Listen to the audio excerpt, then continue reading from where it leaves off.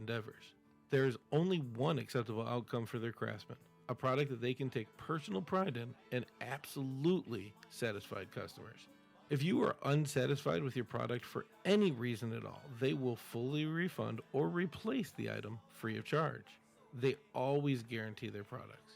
Whether you're looking to buy deck and card boxes, dice vaults, hero vaults, dice towers, personal or tabletop dice trays, or some other accessory such as card sleeves, dice, tile trackers, leather playmats, or more, this company is top of the line. They even do custom orders.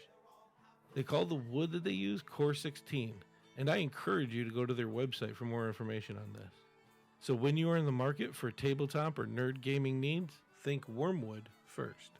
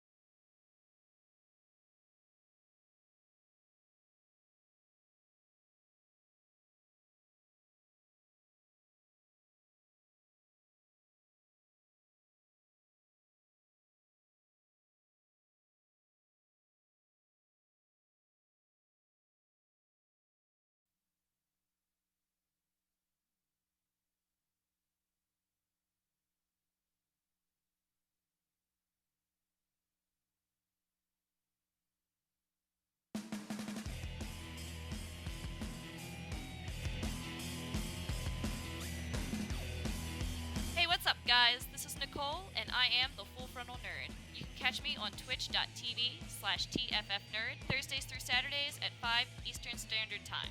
Come watch me play everything from Skyrim to Star Trek Online, and if you like what you see, you can also follow me on Twitter at TFFnerd or Instagram at Nicole_Palmasano. So make sure you come check me out as I break through all the female gamer stereotypes.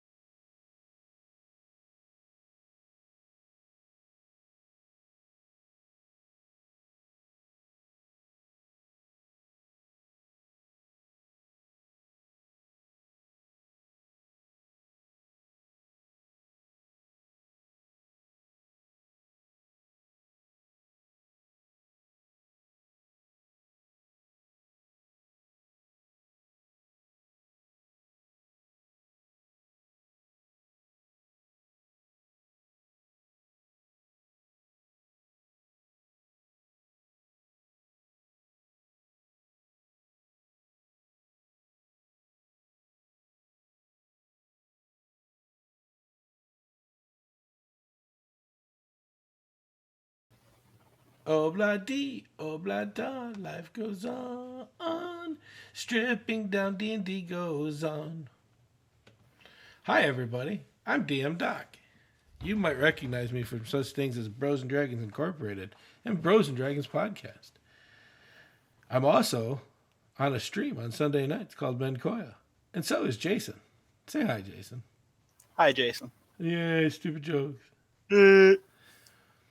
A lot of real life stuff going on, but we are going to push forward because, as they say in the biz, the show must go on.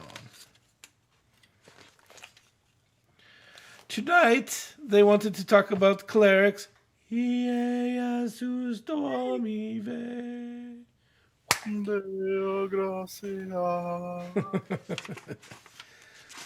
let's talk about clerics. What do we know about clerics? Clerics are a paladin's best friends. They are. Where's Josh when you need him? I asked him. He says he's having computer problems. I know. That's stupid. Oh, clerics. Love clerics. Clerics are fun. Okay, so what do you know about the mythology of clerics before we get into the number and ruly thingies? Clerics are essentially the priests, the clergy of the church for their specific deities. They cover wide variety of domains that are covered by their deity, gods, goddesses. And they can range in roles from battlefield medics to just total badasses. And they are they're all over the place. Like I said, they're priests, they're clergy, they're the holy men of the church that go out to tend to their flock. Aw.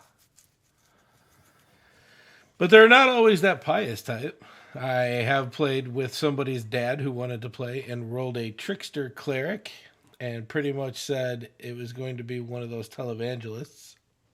Oh, Jesus. It was good times. Yeah, I can imagine. So the book will tell you that clerics are healers and warriors. Yep. The best of both worlds after level 5 when you get 2 attacks. Well, you don't get 2 attacks as a cleric, actually. You don't get extra attack feature. Yeah, you do. Actually, you get it at level 1. Well, Or I'm sorry, level 2. It depends on your domain. I'm talking about the cool ones, Jason. We've had this argument before. War is like the best domain. War and Tempest. No, you think Tempest is the best domain. Tempest is a lot of fun. We've had this conversation. Let's go through those real quick. We're talking about these little subgroups. Before we get into the knickknacks and the paddywhacks, let's get into our what they call subclasses.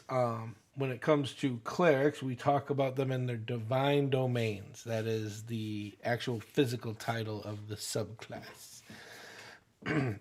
Now, I haven't played them all. I've played some. I had a monk who was...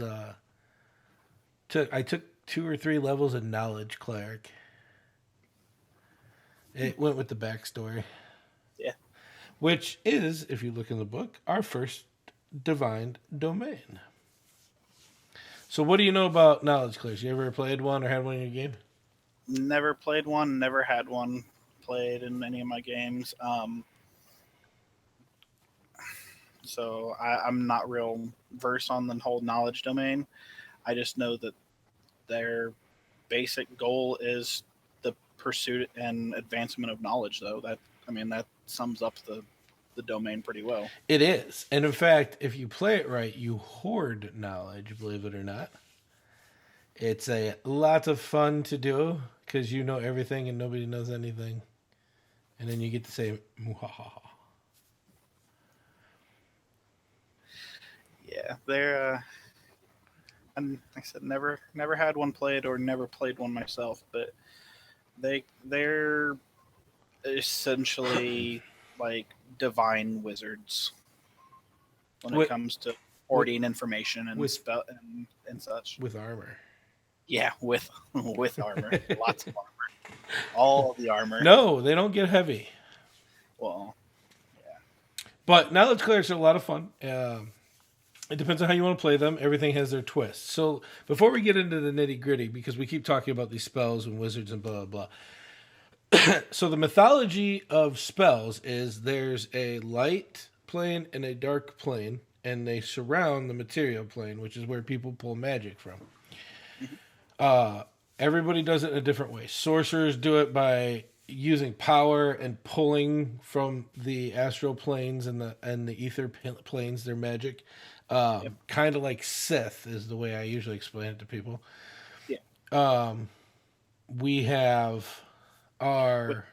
Since you brought that up, like a lot of people in like the D&D 5e group on Facebook, they ask, how can I make a Jedi or a Sith in D&D? And that's the first thing I tell them is roll sorcerer. Oh, yeah. Or cleric. When we'll get into that tonight. I have used cleric as a Sith class before almost in my head. But back to what we're talking about. So we have the dark plane and the light plane, or the good and bad plane, however you want to put it. And in between is the material plane, which is where all the realms are. Now, on this realm, like I said, sorcerers pull magic through.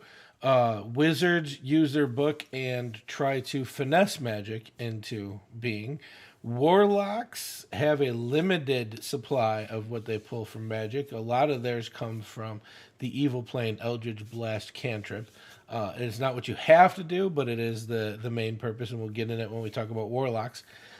But we get into the paladins and clerics, and it becomes a little less traceable, mostly because TMR, Wizards of the Coast, all through their history, nobody's actually came up with the lore of how it happens. So each DM has their own, even if you're playing raw, which if you guys remember, raw means rules is written, you have the option as a DM to decide how that happens. Does their god or goddess give them divine favor, and that's how it flows?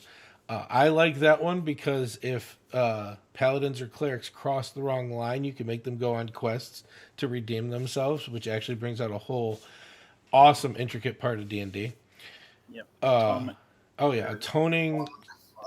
It's a lot of fun. It really is. But there also is they're pulling magic like a sorcerer or wizard would, and they just believe that magic comes from a god or goddess. There's a lot to it. It could be anything. And I'll plug them every time, and because they can't sue me because I don't make any money off of this particular portion of everything. But God's Fall podcast literally said each magic itself had been wiped from the world, and each character has a superpower per se, but each character is the reincarnation of a god. And they're coming back. So you literally get one power. And if you haven't heard that podcast, Ron Varashian, not a good, close personal friend, but he definitely is somebody that I know. I support his work. He does a phenomenal job with that. So I feel like the Empty Tom box is like the tables you set up when you do like Veterans Day or any kind of meal where you're honoring a lost comrade. Yeah, Sorry, that's what it's. He's the beer sitting next to the empty glass With that's the- just by people. With the 3x5 card that has a name. Yeah. I should get a picture of something like that for him. But anyway, sorry. That's how my brain works, people. Welcome to what it is like when I DM. So we get into these different domains, and each cleric has something that it concentrates on. Almost like when wizards pick which area they are as well. And I'm talking almost spoiler alert things because we haven't talked about wizards yet, but we're going to get there. But at the very beginning, at level 1, as a cleric, you pick a domain. It's unusual. There isn't too many classes. In fact, I don't know of another class that you get to pick your subclass right off the bat like that. Just cleric. The next is wizard at level 2 with the arcane traditions. Right. So, but we're going to concentrate on these, which is neat because each one comes with like different spell classes according to how you play. And like we were talking, you know, these guys, you can have a lot of fun with knowledge clerics, and I'll give a little bit of insight into Freemasonry if you want. The esoteric teachings is why I joined, and I am a Freemason. Illuminati confirmed, all that other stuff. Go ahead and hashtag it. I wish more people were in chat just to give me troll right now. But the truth is, I got into it because esoteric teachings. It's a 6,000-year-old fraternity that has this teachings that have been passed down through the ages, and it has a lot of esoteric teachings. If you don't know what esoteric is, it's an internal teaching, something that when I read it, it opens up the third eye or the chakra or whatever you want to call it, and it lets you learn more about yourself. So that's a lot of what knowledge clerics could be. They go into esoteric teachings. When I was talking about hoarding knowledge, that could be part of it. And I haven't ever had a knowledge cleric. Like I said, I played one. I did 3 levels with one of my shadow monks because he had committed his life to a monastery to serve them. So I did 3 levels in that. Not a monastery, excuse me, a temple. And when, in fact, it was Jundar, if you know anything about our homebrew games. And that's what he did. He did a lot of research in esoteric values because as a monk, he was actually part of an assassin's guild and he was trying to turn his life around. Oh, yeah, I get into my players, people. Into my players. So we look at this and we'll get down to the little nitty-gritties in a little bit, but I just want to, if you ever wonder, especially about clerics, as you're looking through and you're like, I don't know what I'm going to do for my divine domain, look at the spells. At first level, they give you command and identify. Yeah.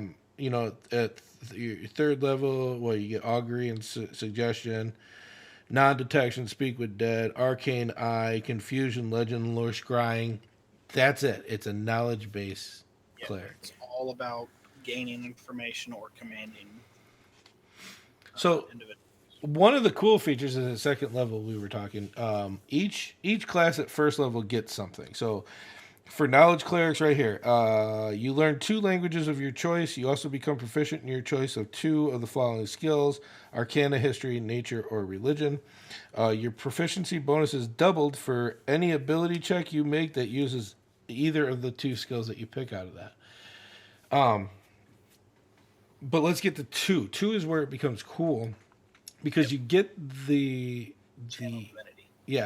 class. You need to power your mic up or turn it up, man. I can barely catch you sometimes. But yeah, we're talking channel divinity now. So go ahead, hit up some channel divinity. Get into the nitty-gritty channel divinity, and I'll jump into knowledge. All right. Channel divinity is essentially the way a cleric draws upon the power, however they get it, like you said earlier, whether it's their reincarnation of a god made mortal or they're gifted the power from their deity, what have you. You know, that part doesn't really matter too much, but channel divinity is essentially they are taking their divine power, their divine knowledge, and their divine gift and focusing it into a certain aspect based off of their domain. Like every cleric gets channel divinity turn undead because they are that is one of their big things, is they are the anti-undead.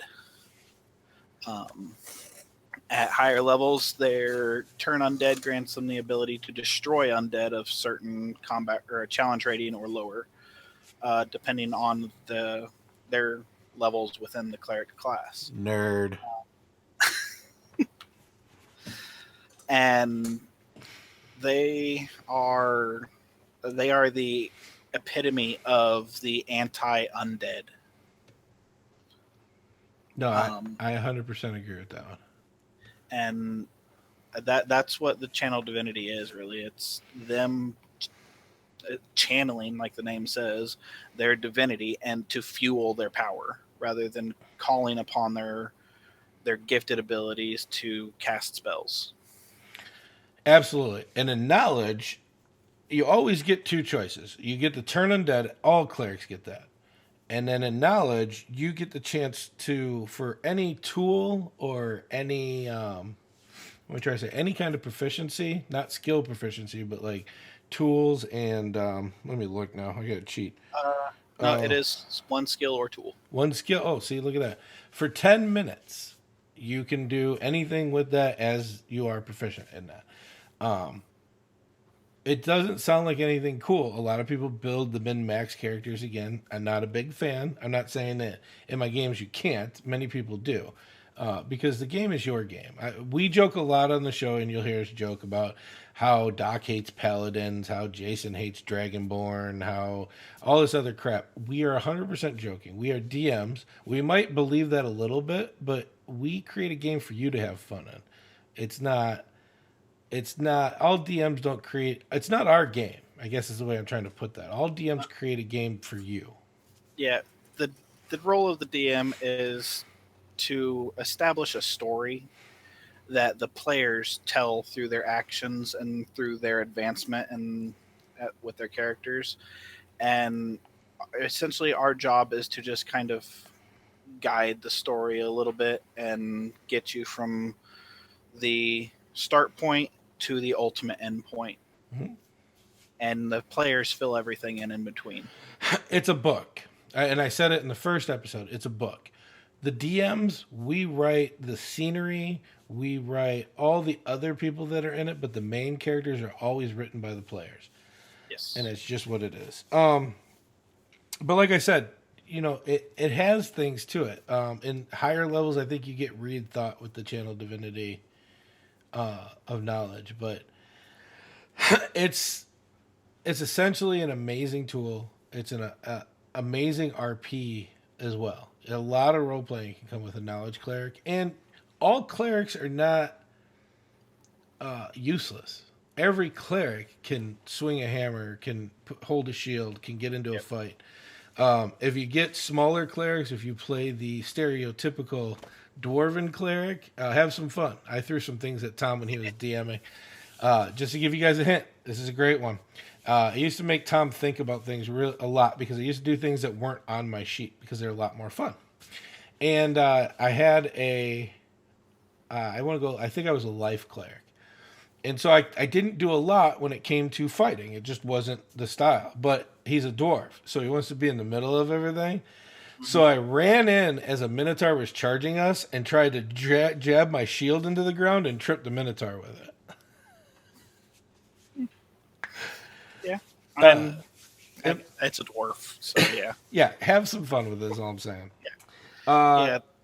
The beautiful thing about clerics is, like we talked about a little bit with bards last week and their versatility, clerics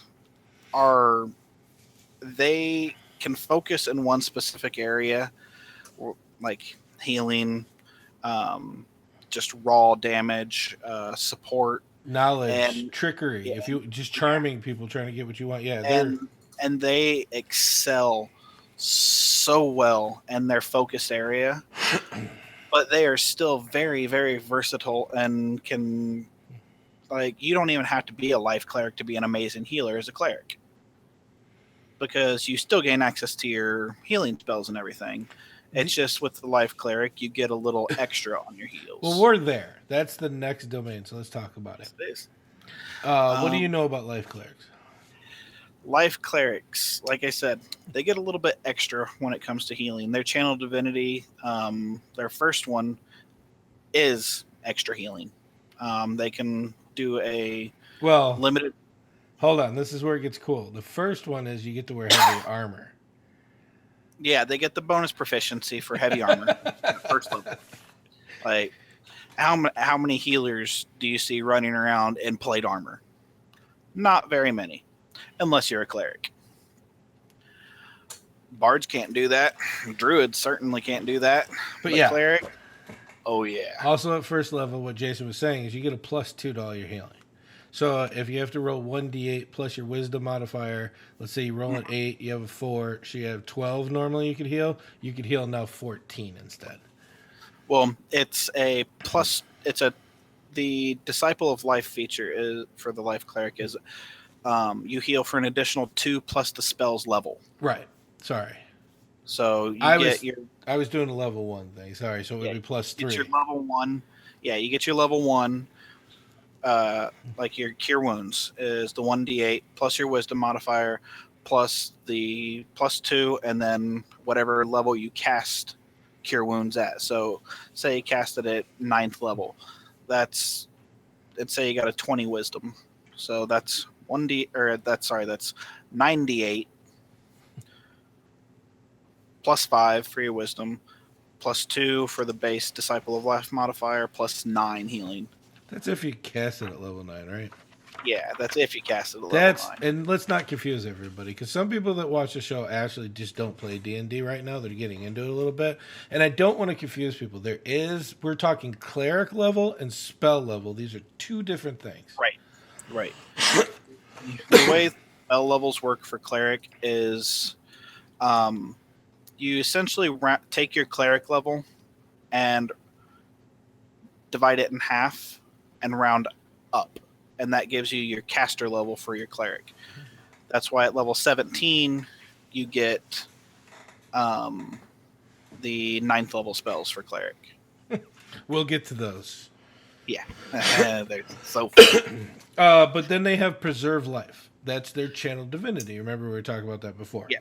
They it gives you a pool of hit points, which is 5 times your cleric level, that you can spread around to any ally within 30 feet. 30-foot range, but you can't heal them past their past half hit points. It's essentially a ranged lay on hands for the paladin. It's an oh crap button essentially for a life cleric is what it boils down to. If you don't want to burn a spell slot, or you don't have a spell slot to burn but the party is hurting and they need healing, you burn your channel divinity, and everybody, here's some healing, there's some healing, have some healing. They just throw it all over the place. If you're playing a life cleric, I will give you this one tip. There is a spell called Prayer of Healing. It takes 10 minutes to cast. Mm-hmm. I don't care what you do, beg, cheat, and steal. The only magical item you want from your DM specifically, and you can get others, it'll be fine, but this is very specific. The Ring of Spell Storing. Yeah. And then your DM won't argue much if he's a good DM, because he wants to make the battles harder for you. And if you have 2 oh shit buttons, like a Ring of Spell Store with Prayer of Healing and this Channel Divinity, your DM will be a little bit more excited, because then he could put a little bit more on the table and you guys can have a lot more fun. Right, because with the Ring of Spell Storing, you've already cast the spell for 10 minutes and put it into that ring. So as soon as you activate that ring, it goes off instantly. Right. So you cast a spell right up to the point of it actually doing something, and then you capture it at that, and the ring sustains it. I'm just giving you guys little advantages on stuff when we talk about this. But we'll go a little bit further. We'll come back and talk about some of these. If people get on here in the chat and want to talk about specific ones, we can. Because we all know that some of the raw, like I said, rules is written, they get a little confusing. But they do have a purpose, and everything's written for a reason. That brings us to Light Domain, my favorite we were talking about. Yeah. I like playing Tempest and War Clerics, but when it comes to your spell pools, Light's going to be my favorite. Oh, by the way, Life Domain spells. Sorry. Bless and Cure Wounds right off the bat. These spells you get for your domain don't count, of course, against your spells known. The domain spells are just instant. Right. Let me touch on that for a second real quick. The way the spells known for a cleric works is you get 1 spell per cleric level plus 1 additional spell for your wisdom modifier. So every level you gain an additional spell to have prepared. Like the way divine spells work is you have access to the entire spell list, and you can change it out essentially whenever you want, but when you take a rest. You can change your spell list, and you can only have so many prepared based off of your level and your wisdom modifier. That gives you the amount of spells you can have. Um, but the domain spells do not count against that prepared spell list, like he said. These are spells that you have prepared all the time for free. Mm-hmm. And one of the advantages of Cleric is the short rest spell switch. As long as you have spell slots, you can move some spells around. But Light Domain has Bless and Cure Wounds. Don't ever count that Bless out, by the way. That Bless is amazing. And if you think that every spell should either heal or hurt, you need to look into your repertoire a little bit. And like you were talking about before, if bards are the jacks of all trades, the experts of none, the clerics are definitely the expert of one trade. So, yeah. But then they have lesser restoration, spiritual weapon. Spiritual weapon has saved my rear so many times. Oh yeah, spiritual weapon's a great spell. Beacon of Hope, and then everybody's favorite spell is Revivify. If you don't know what Revivify is, you haven't played D&D hard enough. Yeah. That or your DM is way too nice. But then we get into Light Cleric. So what do you know about Light Clerics, Jason? You know what's funny? Watch this. Because if I go like this, it looks like I'm watching you in your box. Oh, yeah. Sorry. Go ahead. No, the other way. Oh, wrong way. Yeah, the other way. There you go. Okay. We're doing Brady Bunch here, people. Light Clerics.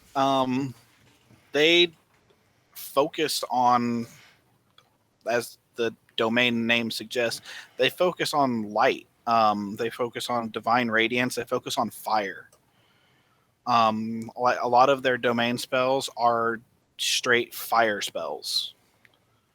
And that is what they do. They're light. They are the divine radiant fire of the gods. So this is cool.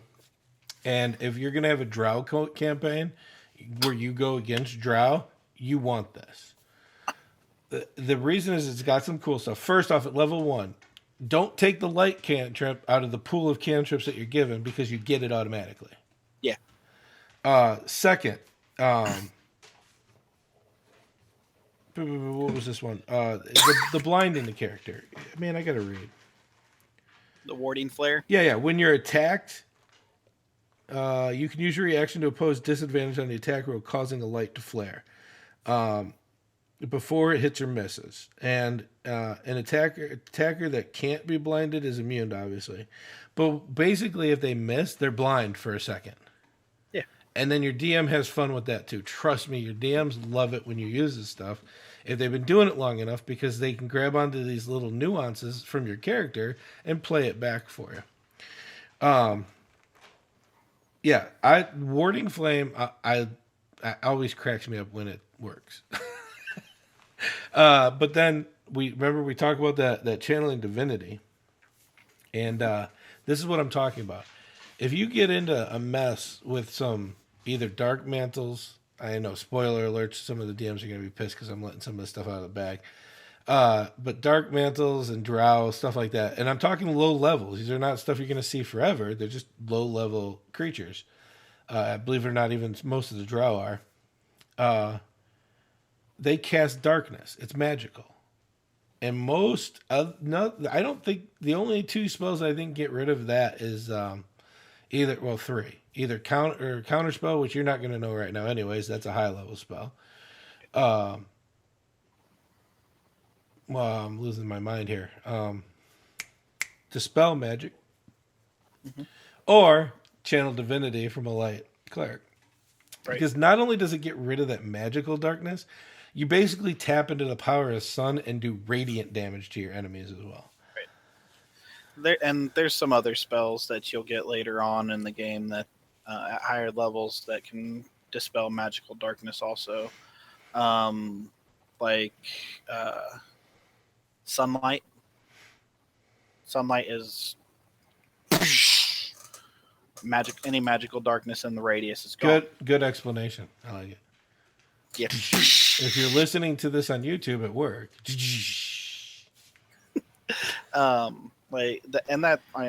Sunlight. You create a small sun. It is a 60-foot radius of bright and 60-foot additional radius of dim light. which is what There's this a is. light. By the way, which is what this channel divinity is. And you do 2d10 plus your level of radiant damage. And at low levels, what I'm talking about, like Dark Mantles, I think are a CR1. Most Drow are between 1 and 3. Uh-huh. 2d10 is a lot of damage. Yeah, it is. But you only get to pull the trigger once or twice, so always remember that. Yep. And some of their spells. Burning Hands, Fairy Fire. Fairy Fire you need again, by the way, if you're going to go against some Drow.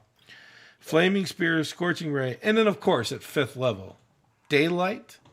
And then the reason I love this this class, Fireball. Fireball. And then 9th level. Granted, it's on the well, let's go 7th level first. The Guardian of Faith and the Wall of Fire. Wall of Fire is fun to play with too. Oh my god, yeah. So is Guardian of Faith, actually. I love that spell.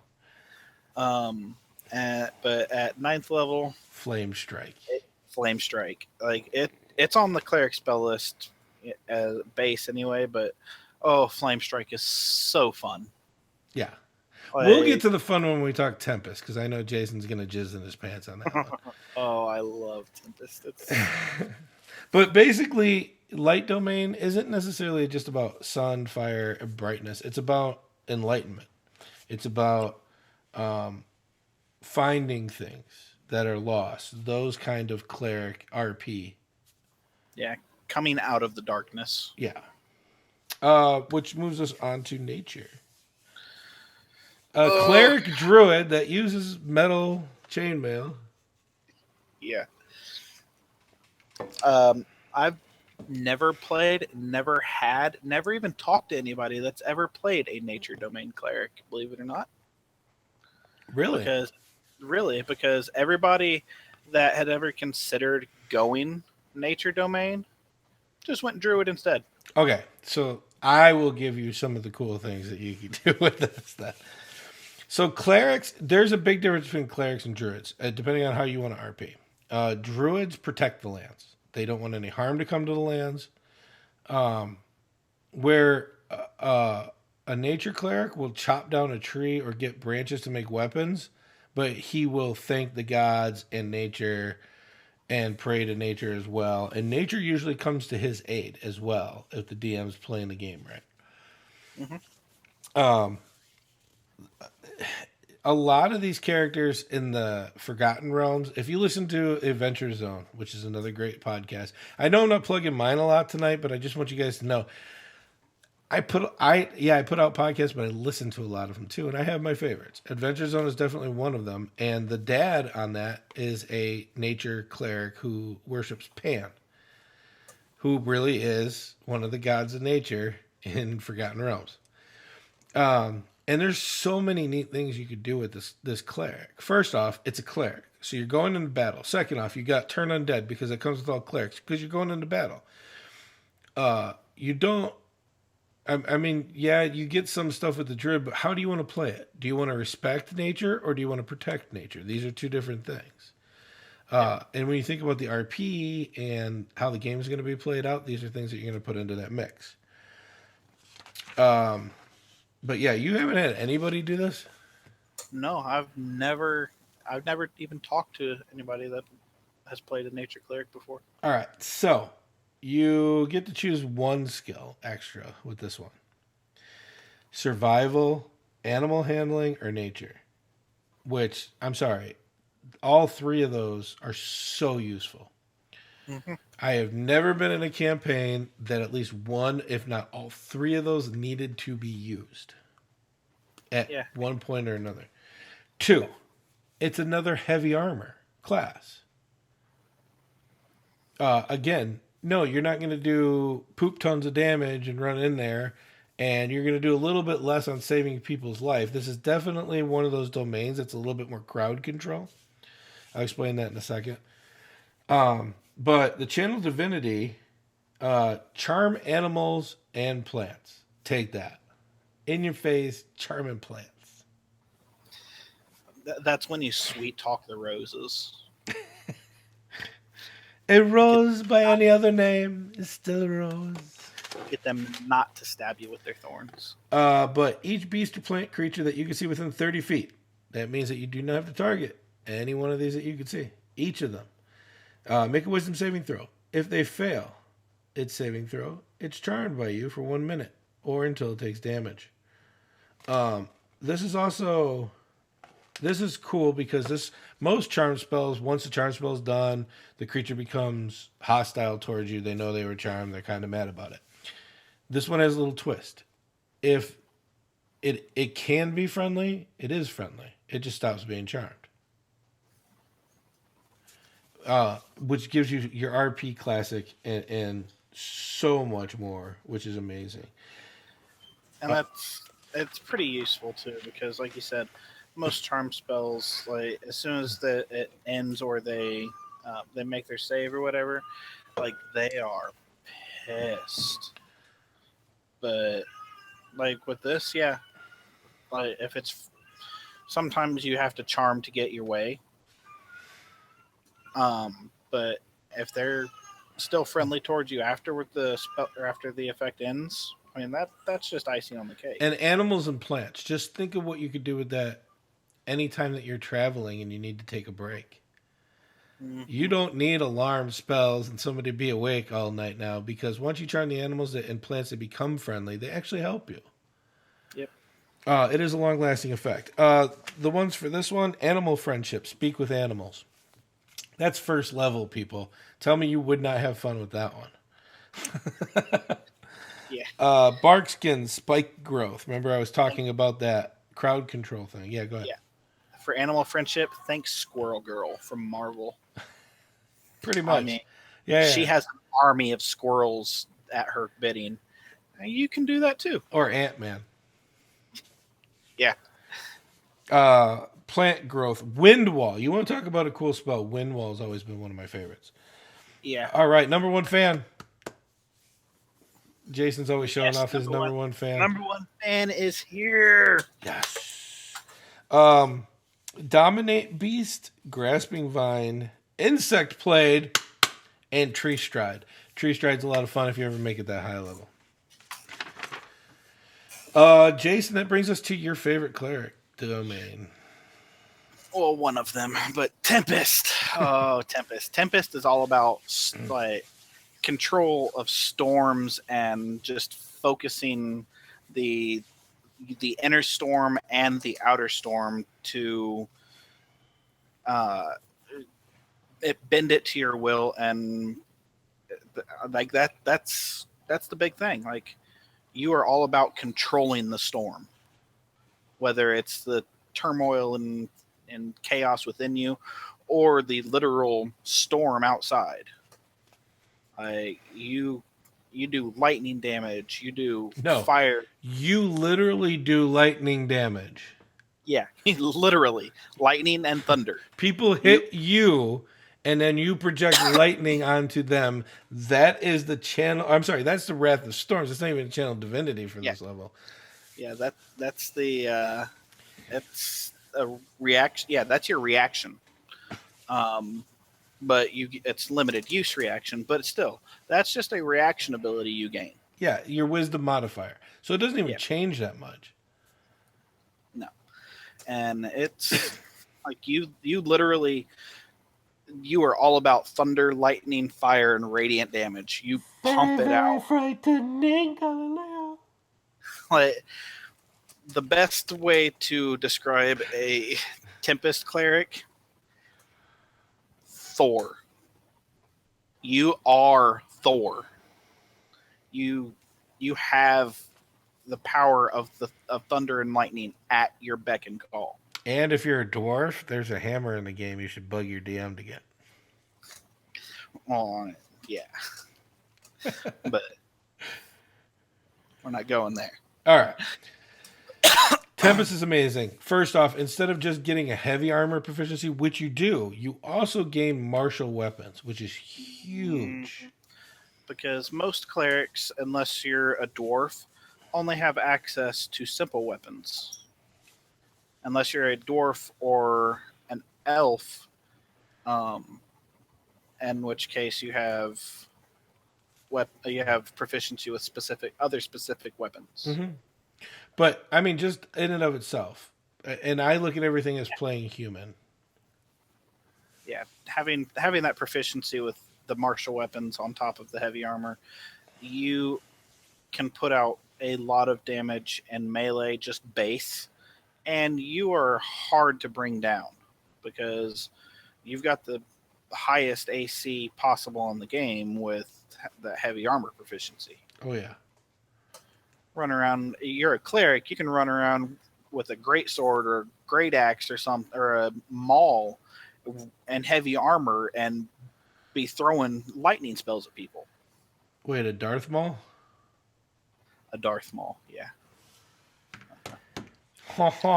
You know what we need? We need more people that get into anime and can do the jokes off the top of their head. I love anime, but the jokes are never there for me. I need somebody who thinks like that. Yeah. The channel Divinity Uh, hit me because I love this one. Unobstructed storm control. Go ahead. Yeah. When you roll lightning or thunder damage, use your channel Divinity. You maximize it. Doesn't matter what it is, how many dice you roll, they are all max. Oh man, and you call storm, and then you max your lightning damage off of that one. Yep. Things get incredibly stupid real quick. Yeah. Some of the Tempest spells, Fog Cloud, Thunderwave. These two spells are so underused, it's not even funny. Oh yeah. Gust of Wind, Shatter.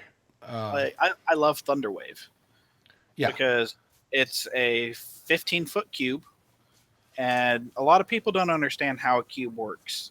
So, like, I see a lot of questions about the cube and everything for Thunderwave. The way it works is they're a 15-foot cube in front of you, and you can be at any point along that 15-foot side. You can be at one corner or the other, or right in the middle. I think it reads.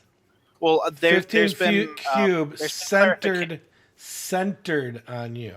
Well, no, there is clarification by Jeremy Crawford on it. Okay. You can be anywhere along the 15-foot line, as long as you are touching one edge of the cube. No, and I'm glad he did that because the way it's written, raw, is centered on you means you are the center. Yeah. Yeah, you can anywhere along one of the edges of the cube, or you can be in the cube itself, but it's meant to be focused outward. Hashtag blame Joe, but I'm pretty sure he's going to be pissed when he hears this. Sorry, guys, I was playing it raw. All right, gosh darn it, it's how it was written. But yeah, Thunderwave, you deal thunder damage, and they have to make a strength check, I believe it is. And if they fail, they get knocked back. Mm-hmm. I mean, that's great, but especially if they're beaten on a squishy member of your party, like a wizard or something. You put that cube to where it's at just the right angle to knock the target away from them, and you cast it, and you just saved your squishy guy from getting beat on that round or the next round. And Fog Cloud, guys, do not be afraid to use some Fog Cloud just to get around. RP the crap out of Fog Cloud. I will purposely auto fail saves because if you're doing something that I think is unique and awesome in the story, and I want it to go forward, it just like you as a player, you have the right to auto fail a save. Yeah. I as a DM could do the same thing with some of my guys because I like the way the story is going. A lot of DMs do not write their stories to hurt you, or we want to challenge you, but we also want to get your character involved, and we want you to RP as much as possible. Yeah. Most DMs. Excuse me. Gust of Wind and Shatter. Gust of Wind has saved my life. Literally jumped out of a 500-foot floating island. Cast Gust of Wind before I hit the lake. We let the dice speak for it. I wasn't doing very good. I still took quite a bit of damage, but I survived. Yeah. Shatter is great also. But loud. Do not forget, Shatter is loud. Yeah. can't get in a door, cast Shatter. You just blow the door up. Yeah, or find the guy who has knock. Yeah, but I mean, if there's nobody with knock around, and you just have to get through this door. Oh my god! I just gotta. Yeah, like just cast Shatter and blow the thing up. Call chest. call lightning, which is what I was talking about. You literally call a thunderstorm. Yeah. You can only do it outside though. Yeah. But yeah, you literally call a thunderstorm that lightning bolts strike down from the sky, and I mean druids usually have this, but Tempest clerics, yeah, they can literally call down the lightning. Sleet storm, a lot of fun. Fun. Throw it out there and watch people fall on their asses. Yeah, a lot of fun, a lot of utility. Control water, ice storm, they are exactly how they sound.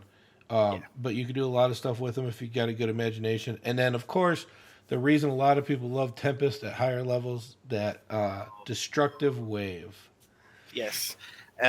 Cleric is Tempest cleric specifically is the only class that gets the spell innately without having to find it through scroll or wand or whatever. They are the only class and only domain that gets this spell.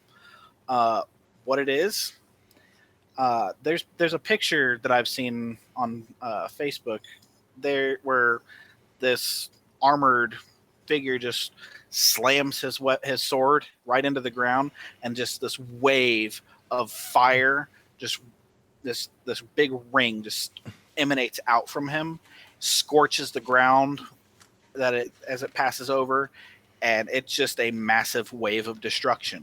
That is literally what this is. Oh yeah. It is a massive radius.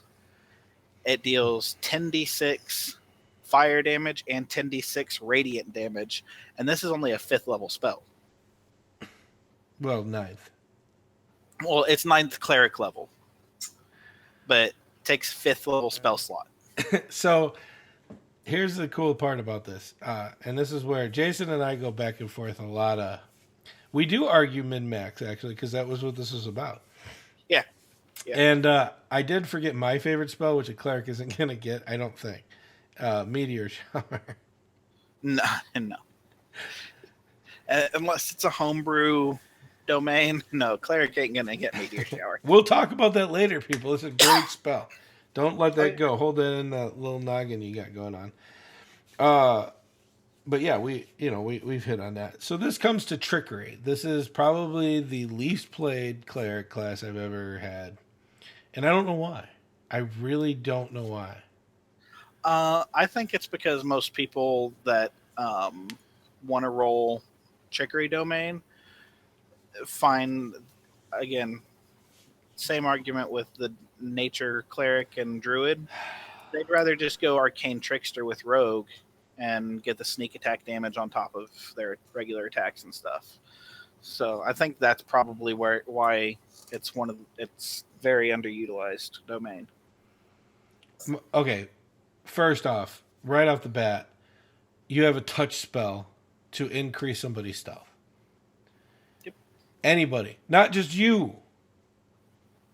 That means if you're wearing armor that doesn't do anything against your stealth, but you're hanging out with that paladin or that fighter that has full plate, you could touch them and up their stealth, and now the party has a chance. That's at first level, people. Mm-hmm. First level. This is the channel divinity, invoke duplicity. Do you know what that one is? Oh yeah. That's you created clone of yourself. Mm-hmm. And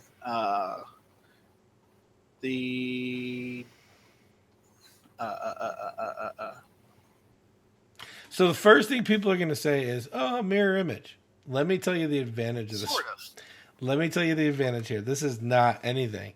You create a clone within 30 feet of you, and you can move 120 feet away. As long as that clone has everybody's attention, they won't see you. Yep. Oh my god, I just 20 things came into my head about what I could do with that. Just to mess with DMs. Oh, I'm just kidding.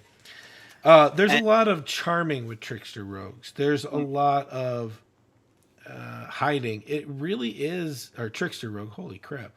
Trickster domain cleric. It really is a very roguey cleric class, but it also is that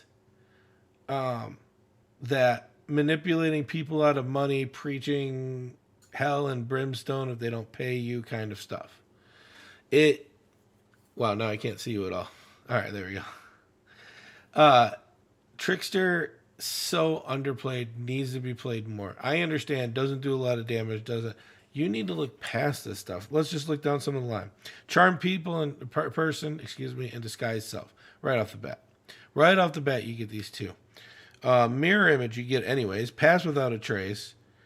Blink, dispel magic. We were talking about dispel magic earlier. pass without a trace. Again, like you were talking about earlier, that if you've got that member of your party that just can never roll well on stealth rolls, it, because of they've got they got heavy armor, so they're at disadvantage, or they're not proficient in it, which I mean, a lot of people aren't. Pass without a trace. As long as they stay close, everybody in the radius gets a +10 to their stealth. Right. And not just that, pass without a trace hides where your steps are, so survival checks can't find you. Even if people get an inkling of it, it makes it so the enemy it's harder to find you. Very underutilized. Blink is incredible. That's going into the ether, and still seeing the material realm, and then appearing back into the material realm. Yeah. The only thing I don't like about Blink is it's random. Once you cast it and it's on, and you've got the spell buff on you, it's random when the blink happens. So that can be good or bad. Like it could happen at a clutch moment, or when you need it to, it can fail you. I've heard of people using it to look into chests before they try to open it, and it's been incredible. Yeah. But then the next level up, you get Dimension Door and Polymorph. First off, in one of my games in Polymorph, I wanted to do this. So we had a wild magic sorcerer, and he did 2 spells, and the DM forgot to make him roll the 20 on the first one. So we did the spell. You have to go through, and if there's any damage or anything, you gotta make sure that that's all zeroed out. Make sure it's done, and then you roll the d20. Well, he rolled 2 ones in a row, so he became a teleporting sheep. And how my head works, you can already see where I'm going to this. So we've got the spike goblin hat I wanted to put on him, and then cast enlarge, and then find a high level wizard to cast permanent. So we could have had a teleporting battle sheep. We could have rode into battle. and not just a battle sheep, but a one with a big spike on its head, so it looks like a big, fluffy, teleporting. Well, not full size, but a big, fluffy, teleporting unicorn. No, that's enlarge. So yeah, it's almost full size. Yeah, so a teleporting unicorn that's big, soft, fluffy, and adorable. And then dominate person, and then what I love about this class is modify memory, which is 9th level. Yeah, love that spell. That spell has caused many a problems for many a DM when you've got players that cast modify memory on NPCs. Yep. It just ruins everything.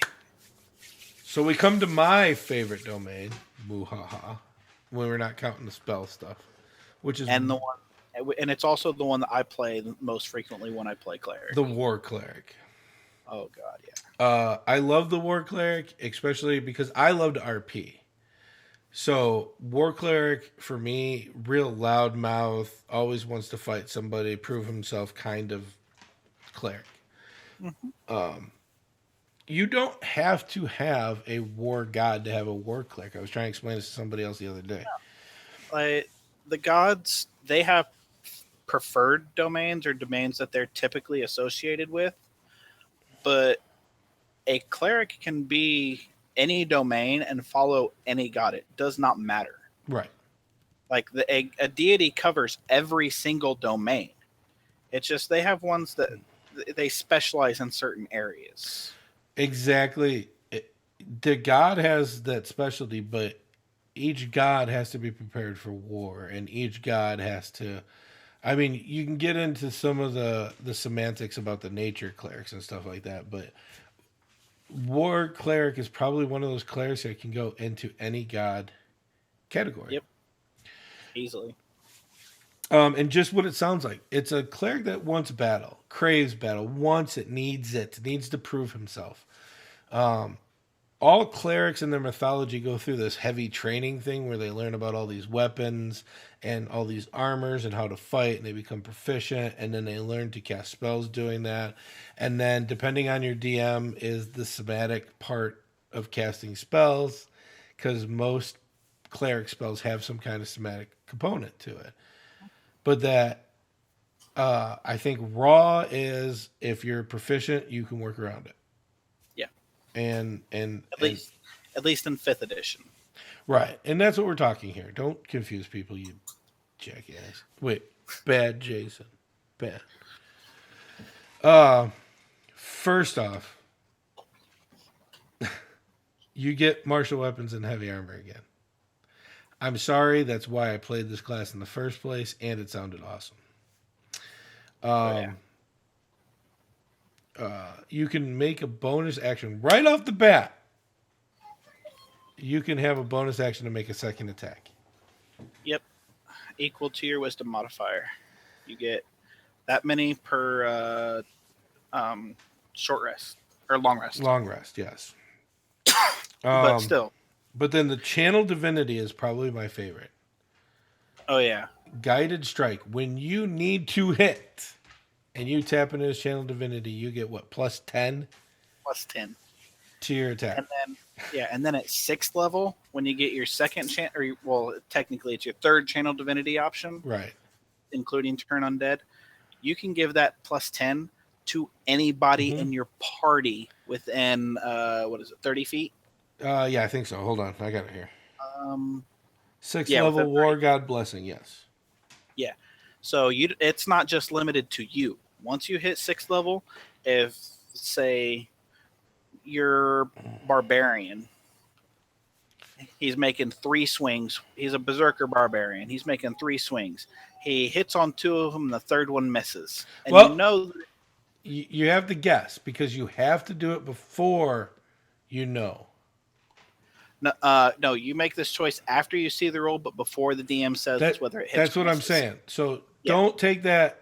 And I understand where you're going, Jason, but this is where people get confused, because they'll hear you and I talking and be like, no. This is what so-and-so said. No. You can roll, and the minute you roll, look at your DM and go, wait. Give me a second. Because if it's around your mid-teens, you're going to have some conversation with yourself. Yeah.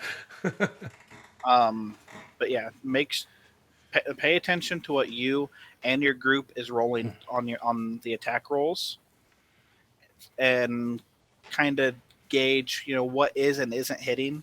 Metagamer. This channel divinity does bring metagaming in a little bit, because if you don't think that a roll is going to hit, then you say, "Oh, well, I'm going to add plus 10 to this because this looks low."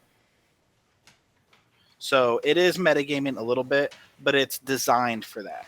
No, and it definitely, I agree with you 100%. But even if you're not paying attention, or you haven't got close enough, because DM slip. Oh, you barely hit, or something along the lines of that. But this is a great class. I love this class. It definitely falls into one of my starter classes. If somebody is, when I play RPGs, I play something with spells instead of just throwing them in with a wizard or a sorcerer. Yeah. I definitely recommend War Cleric, because even if you're not getting the casting portion down, you're not disabled. Right. And you look at some. Sorry. Another big thing that I like about all the cleric domains is at 8th level, you get a bonus called Divine Strike, which adds an additional D8 of a specific damage type based off of your domain. That is there. It's always there on the first strike. It's once per turn you can add this extra damage. So with a War Cleric, if you make an attack using your regular attack action, and then use your bonus attack to make your War Priest attack, you only get it on the first one that hits. So if your first attack for your attack action hits, the extra D8 does not apply to your bonus attack. What level is that? 8th. Are you sure?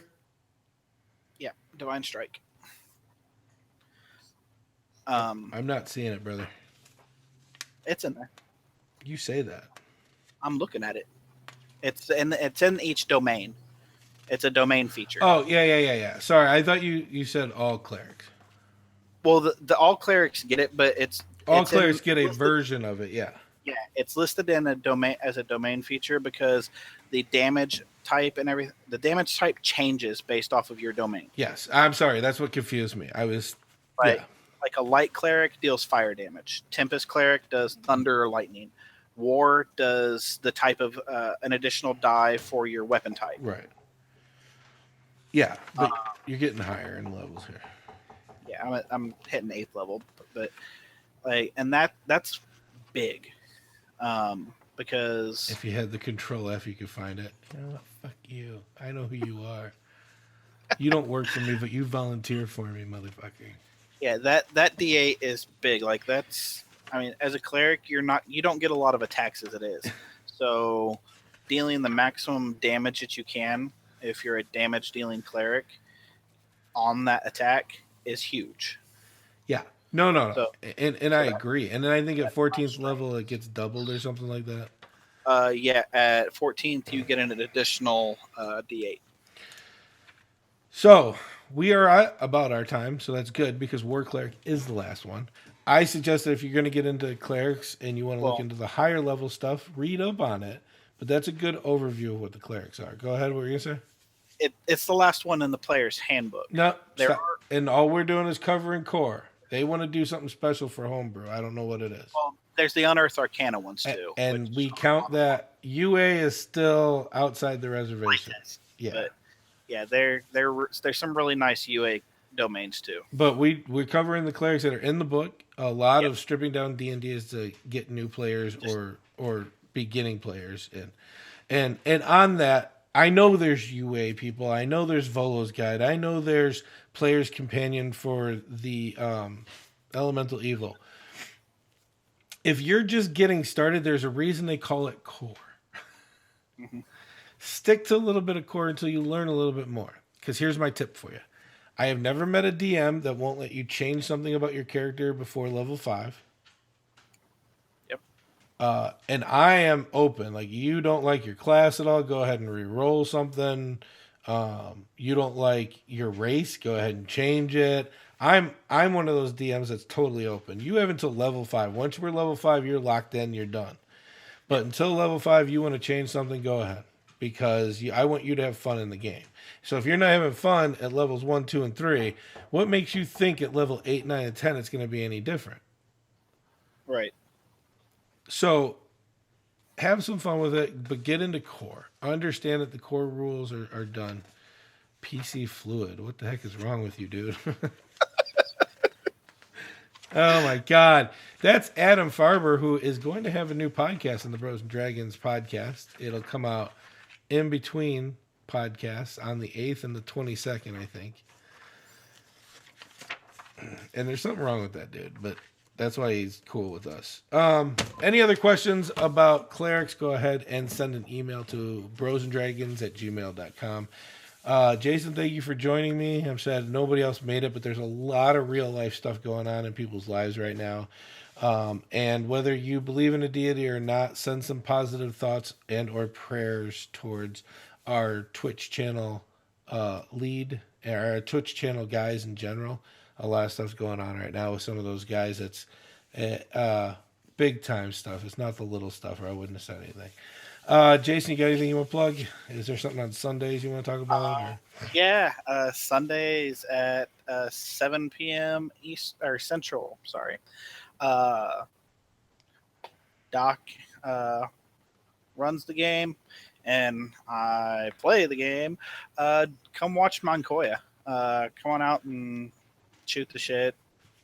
Tell us how bad we're doing. Tell us that we suck. Tell the paladin that he's amazing, but he needs to stop dying. No, he needs to die. No. Because you only get one free.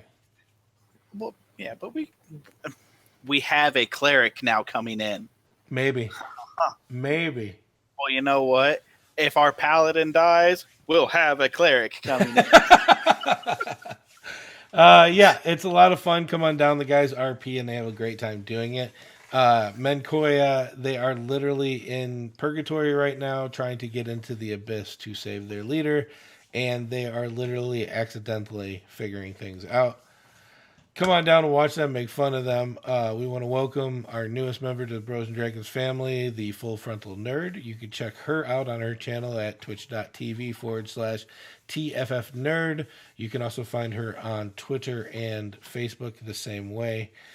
I am DM Doc. Tom is usually here. Oh, I'm sorry, that way. Tom is usually here. He and I do a podcast. You're more welcome to come listen to it. The more the merrier.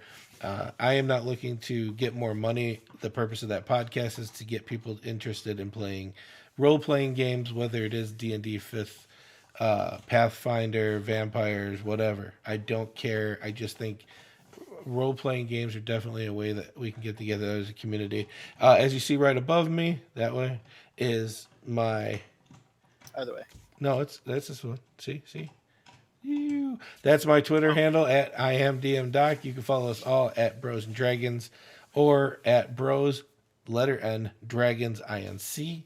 We're here every Thursday. If you have any comments, questions, or trolling, hit us up. We always love it. If you want to do some stupid fan art of us looking goofy, we've got the faces for it. But I just want to say that I want you all to keep it nerdy and remember to live your dreams. Say later. Bye, little dude.